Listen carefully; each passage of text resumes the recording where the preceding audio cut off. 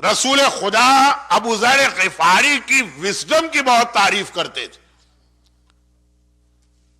ایک چیز ہوتی ہے نالج، وہ تو آپ نے کتابیں پڑھ لی، نالج آ گئی. جو قرآن کہتا ہے گدھے پہ کتابیں رکھ دی، سورہ جمعہ میں جو آیت آئی، ایک ہوتی ہے وزڈم.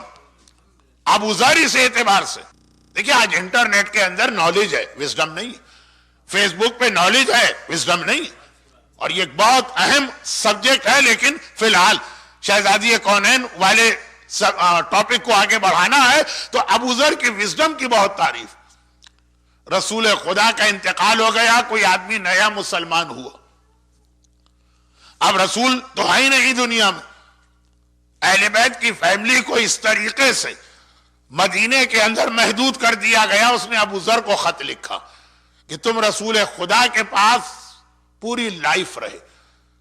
یہ مسلمانوں کی لسٹ میں 5th نمبر پہ آتے ہیں سیکوینس کے اعتبار سے، 5ویں مسلمان. وہاں سے لے کے رسول خدا کی وفات تک رسول کے ساتھ رہے، پورا پیریڈ گزارا رسالت کا. کوئی ایک ایڈوائس کرو. ابو ذر کی ایڈوائس یہ تھی جس سے محبت کرتے ہو کبھی اس پہ ظلم نہ کرنا. وہ ذرا چکرا گیا، کہا کہ ہے ابو ذر، اگر ایک نارمل ایڈوائس ہوتی ہے کہ کسی پہ ظلم نہ کرو، وہ سمجھ میں آتی.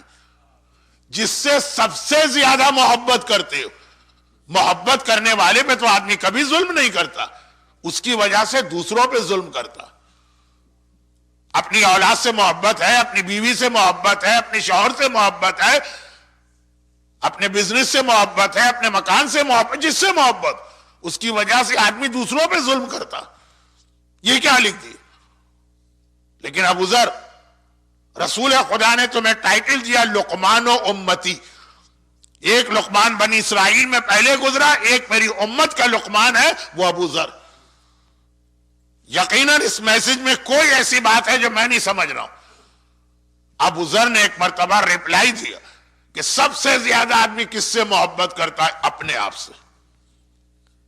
یہ ساری فضول باتیں ہیں کہ ہمیں اولاد سے بڑی محبت، اور ہمیں بیوی سے بڑی محبت، اور ہمیں شوہر سے بڑی محبت، اور ہمیں فلاں، سب سے زیادہ اپنے آپ سے محبت ہوتی. یہی وجہ کہ عقل مند لوگ کہتے ہیں کہ 3 ایسے موقع ہیں کہ بڑے سے بڑا سوبر اور سیریس آدمی بھی بے وقوف بن جاتا. جن میں سے ایک ہے جب مرر میں اپنے آپ دیکھتا.